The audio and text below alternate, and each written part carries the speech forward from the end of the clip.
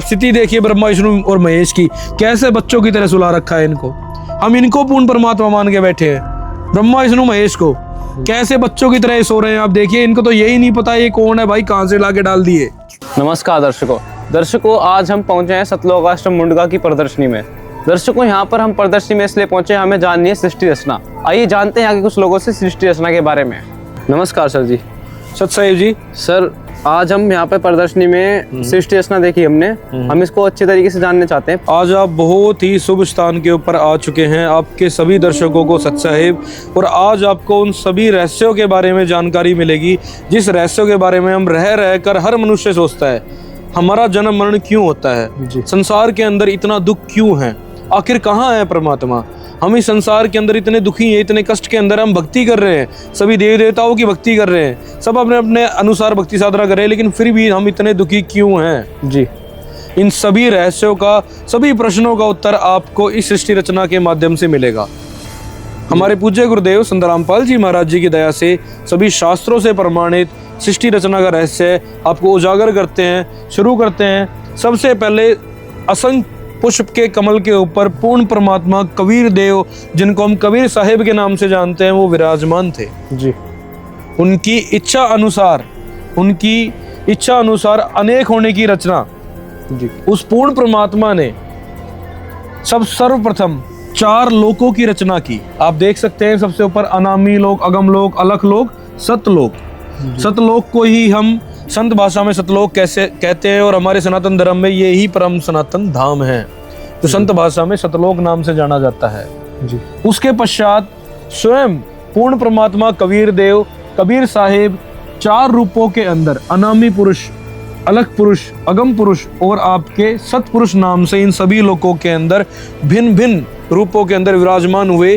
और हर रूप के अंदर, जैसे आप सतलोक से ऊपर चलेंगे अनामी लोक तक, तो उनके शरीर के अंदर, उनके प्रकाश के अंदर काफी अंतर आता हुआ चला जाएगा जी। सतलोक में करोड़ सूरमा, करोड़ चंद्रमा मिला दे, इतना प्रकाश उनके एक रोम के अंदर है जी। एक शरीर के अंदर 3.5 करोड़ रोम कूप होते हैं, और एक रूम के अंदर करोड़ों सूर्य, करोड़ों चंद्रमा मिला सकते हैं हम। इतना प्रकाश, इतना शीतल, इतना सुख प्रकाश है, वो इन आंखों से नहीं देखा जा सकता है। परमात्मा की कृपा से दिव्य दृष्टि प्राप्त होती है, उनसे उनका साक्षात्कार होता है जी। उसके बाद परमेश्वर ने अपने एक शब्द से 16 द्वीपों की रचना की। अच्छा, 16 द्वीपों की रचना की सतलोक के अंदर। सतलोक के अंदर ही, जिस सनातन धाम कहते हैं, उस सनातन धाम के अंदर ही आगे की रचना प्रारंभ हुई। अच्छा जी। उसके पश्चात परमेश्वर कबीर जी ने एक शब्द से, उन्होंने 16 वचनों से, 16 शब्दों से अपने 16 पुत्रों की उत्पत्ति करी, जिनके नाम है कूरम, ज्ञानी, विवेक, तेज, सहज, संतोष, श्रुति, आनंद, क्षमा, निष्काम, जलरंगी, अचिंत, प्रेम, दयाल, धैर्य, योग, संतायन अर्थात योगजीत। 16 पुत्रों की रचना करने के पश्चात परमेश्वर कबीर जी ने उन 16 पुत्रों में से ही एक अचिंत को आदेश किया जी कि पुत्र, आप सृष्टि की रचना कीजिए। अचिंत के आगे वचनों से ही अक्षर पुरुष की उत्पत्ति हुई, जिन्हें हम संसार में अक्षर पुरुष के नाम से जानते हैं, जिनका व्याख्यान गीता जी के 15 अध्याय श्लोक 16 के अंदर आता है। अच्छा जी। 2 इम पुरुषो शर च अक्षरा। तो ये शर तो काल पुरुष है, ज्योति निरंजन है, और ये अक्षर जो है ये अचिंत के आगे सृष्टि रचना के अंदर अचिंत के माध्यम से अक्षर पुरुष की रचना हुई। परमेश्वर के आदेश पाने के बाद अचिंत ने अक्षर पुरुष की रचना करी अपने शब्द से जी। लेकिन उनकी रचना होने के बाद अक्षर पुरुष निंद्रा के अंदर मानसरोवर, सभी जानते हैं सनातन धर्म में, हिंदू धर्म में मानसरोवर से सभी परिचित है। मानसरोवर वास्तविकता में वो स्थान, जो असली स्थान है, वो सतलोक सराचर खंड में है। वहां पर अक्षर पुरुष निंद्रा में जाकर सो गए, उन्हें बड़ा आनंद आया। अच्छा। इतना आनंद आया कि वो अचिंत की भी आदेश अनुसार कार्य नहीं कर पा रहे थे, अपने आनंद के अंदर ही मगन थे। अच्छा। परमेश्वर ने आग्रह किया अचिंत से कि बेटा सृष्टि रचना का कार्य को आगे बढ़ाएं, लेकिन अचिंत ने अपनी असमर्थता जताई। अच्छा। तब परमेश्वर ने अचिंत को ज्ञान दिया, उनको निर्देश दिया कि जिसका काम उसी को साजे और करे तो मूर्ख बाजे। अच्छा। अपने सभी 16 पुत्रों की परमेश्वर कबीर जी ने ये फड़क निकाली कि ये जिसका जो सृष्टि रचना का कार्य है, ये परमेश्वर का ही कार्य है, वही समर्थ है, वही इसको संपूर्णता से और पूरी एक्यूरेसी के साथ वो इसको कर सकते हैं, और अन्य इसमें बाधा ना मिले, सबको एक शिक्षा मिल जाए। अचिंत ने इस बात को स्वीकारा और उसके बाद परमेश्वर कबीर जी ने एक आत्मा को एक अंडे के अंदर प्रवेश करके उस अंडे को मानसरोवर के अंदर डाला, जो गुड़गुड़ करता हुआ गया। जैसे अंडा पानी में जाता है तो गुड़गुड़ करता है, उस गुड़गुड़ की आवाज से अक्षर पुरुष की निंद्रा भंग हुई जी। और उन्होंने एक तेज से उस अंडे को देखा। जैसे ही उनके तेज के प्रभाव से वो देखने से वो अंडा फूट गया और शर पुरुष ज्योति निरंजन और जिन्हें हम काल रूपी ब्रह्म नाम से जानते हैं, उनकी उत्पत्ति उस अंडे से हुई। अच्छा जी। उनकी उत्पत्ति होने के बाद तीनों को परमेश्वर कबीर जी ने आदेश दिया, अचिंत, अक्षर पुरुष और शर पुरुष काल ब्रह्म। इन तीनों को परमेश्वर कबीर जी ने आदेश दिया कि आप तीनों के तीनों जाइए और अपने द्वीप के अंदर रहिए आराम से। सतलोक सनातन खंड के अंदर हमारे पास सर्व सुख सुविधाएं थी, ना हमारा अजर अविनाशी शरीर था, वहाँ कोई भी दुख नहीं था। अच्छा जी। वो निष्कर्मीय मोक्ष कहलाता है। निष्कर्मीय जहाँ पे किसी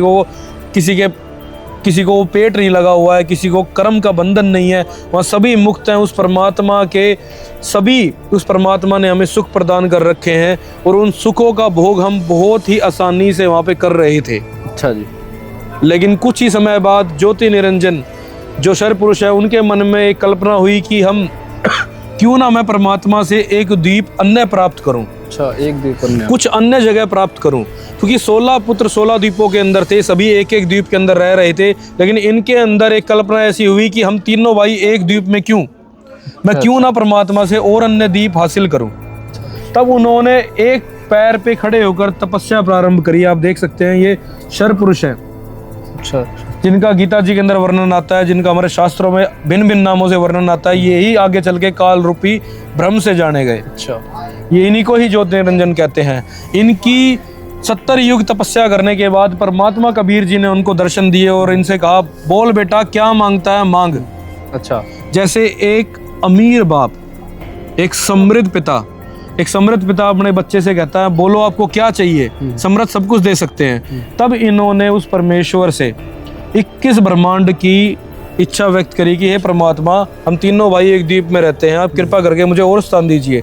तो उस परमात्मा ने, जैसे एक अमीर पिता, समृद्ध पिता अपने बच्चे को 21 प्लाट दे देता है, इस प्रकार से परमात्मा कबीर जी ने इनको 21 ब्रह्मांड प्रदान किए, जिसका आज ये स्वामी बना बैठा है। उस 21 ब्रह्मांड को प्राप्त करने के बाद इनके मन में इच्छा हुई कि इन ब्रह्मांडों में कोई रचना भी होनी चाहिए। इन्होंने दोबारा ही उतने समय के लिए तप किया। इनके तप करने के बाद परमेश्वर ने इनको दर्शन दिए। परमेश्वर ने कहा, बेटा मांग, तू क्या मांगता है। तब इन्होंने कहा कि हे परमात्मा, मुझे कुछ रचने की सामग्री दे दीजिए, उसके अंदर कुछ ब्रह्मांड बनाऊं, कुछ अन्य स्थल बनाऊं, कुछ अपने सुख को भोगने के लिए, अपने देखने के लिए कुछ अच्छी ऐश्वर्य की वस्तुओं को मैं बनाऊं।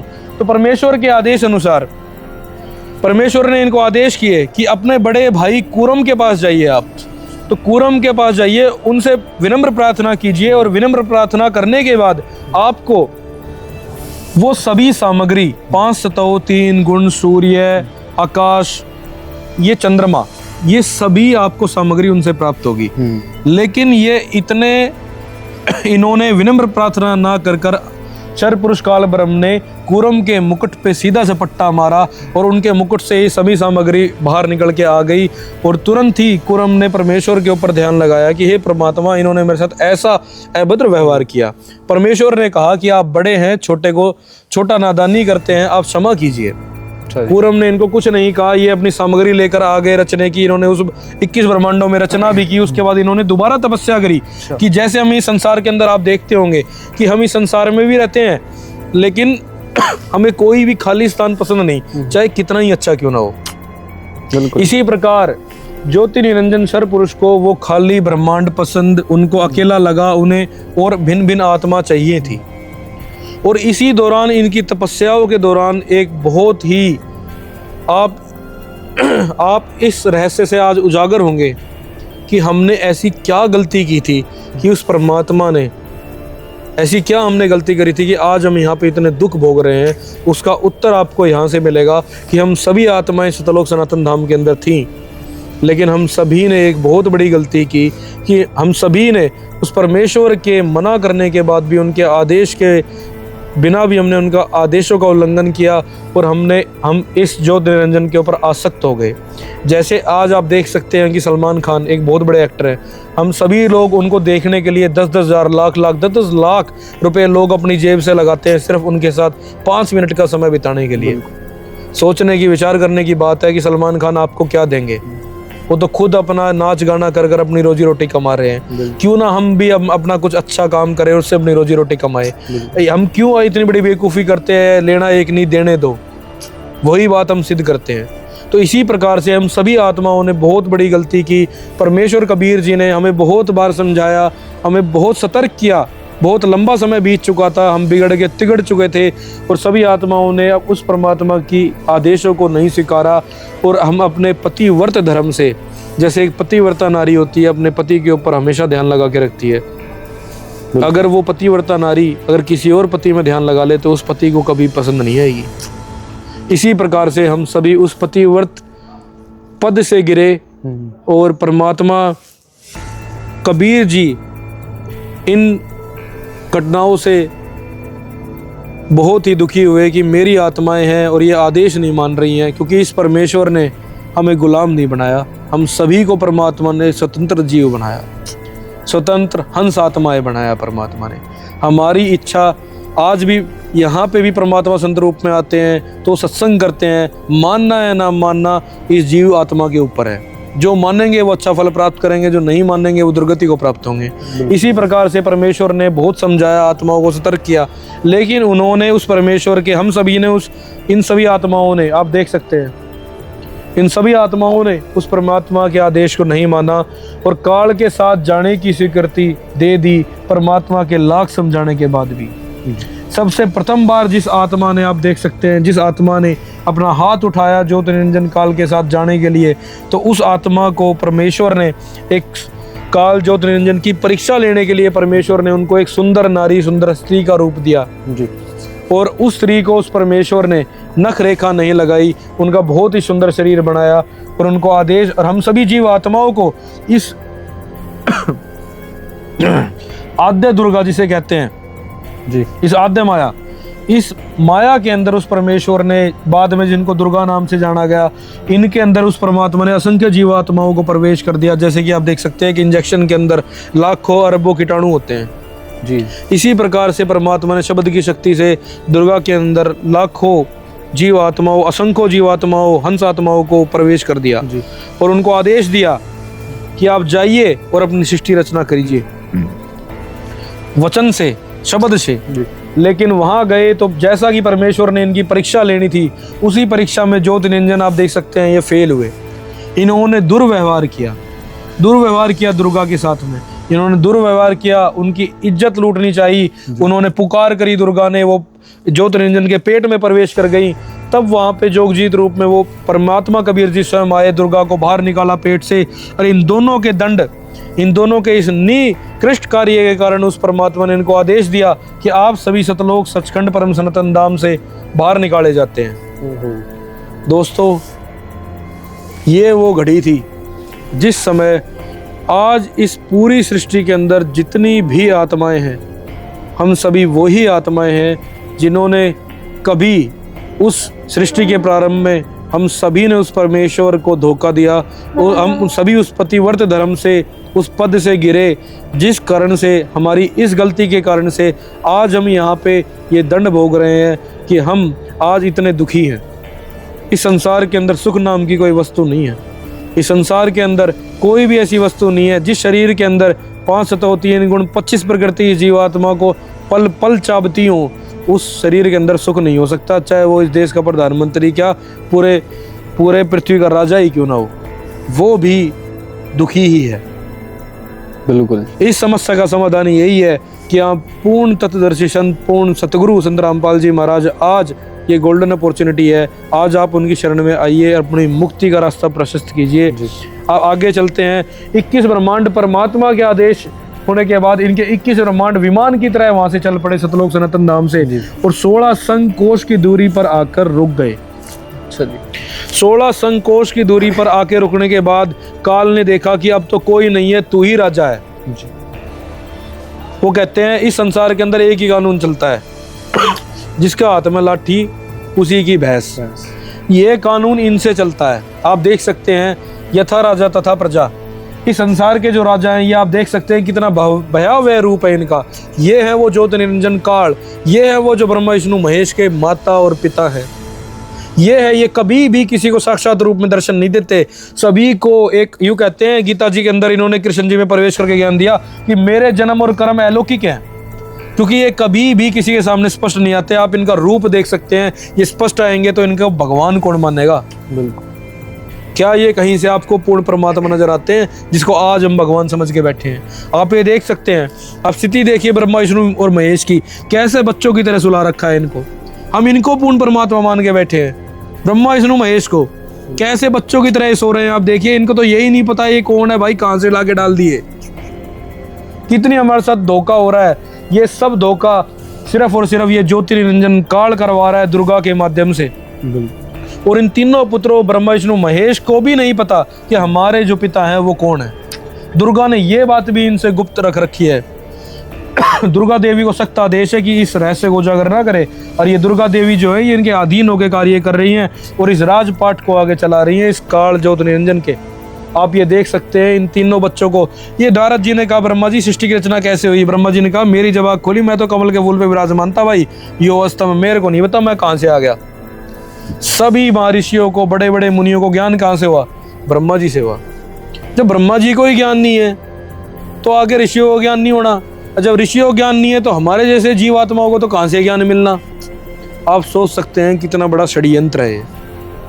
इस षड्यंत्र को अगर कोई तोड़ सकता है तो ये कहते हैं, गीता 10वें अध्याय के दूसरे श्लोक में कहते हैं कि मैं सभी का आदि कारण हूँ, मनुष्यों का, देवी देवताओं का और महर्षियों का। तो हम इसके रहस्य को नहीं जान सकते, इसीलिए वो पूर्ण परमात्मा संत रूप के अंदर इस सृष्टि के अंदर आते हैं और वही इस रहस्य को उजागर करते हैं, वही इनके भेद के बारे में जानकारी देते हैं। इस भेद को जानने के बाद ही हमारी मुक्ति हो सकती है।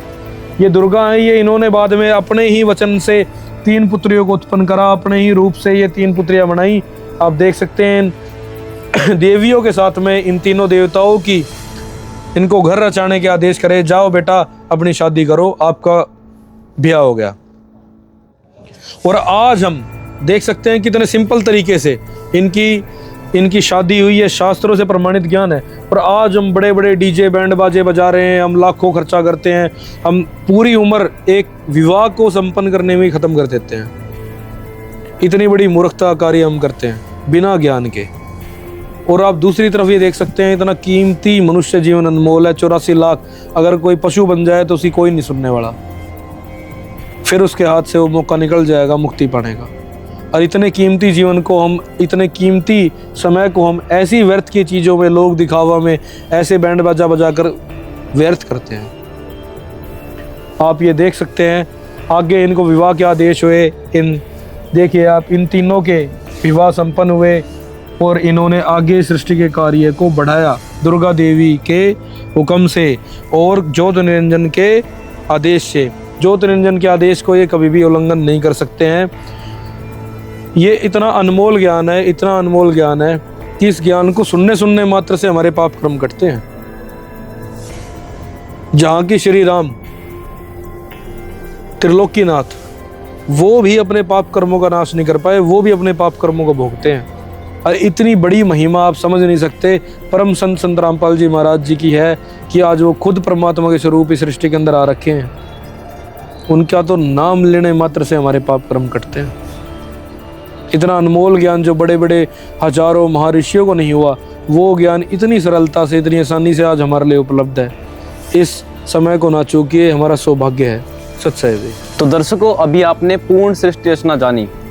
अगर आपकी कोई भी शंकाएं हैं तो आप संत रामपाल जी महाराज जी के सत्संग सुनिए, यूट्यूब पर सुन सकते हैं, और या तो आप ज्ञान गंगा पुस्तक मंगा सकते हैं निःशुल्क। और अगर आपकी फिर भी शंकाएं रह जाती है तो आप कोई भी सतलोक आश्रम में आकर आप अपनी शंकाएं का निवारण करा सकते हैं। धन्यवाद।